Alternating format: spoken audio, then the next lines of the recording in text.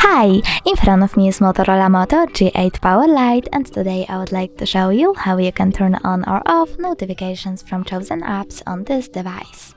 Firstly, open Settings and tap on Apps and Notifications. Then Notifications and see all from last 7 days.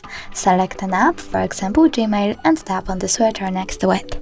All notifications from this app are now disabled. You can turn them back on by clicking at the same switcher. You can also tap on one of your apps and manage notifications from here by clicking on the switcher next to Show Notifications. Thanks so much for watching. If you enjoyed this video, smash that like button, comment and subscribe. Bye!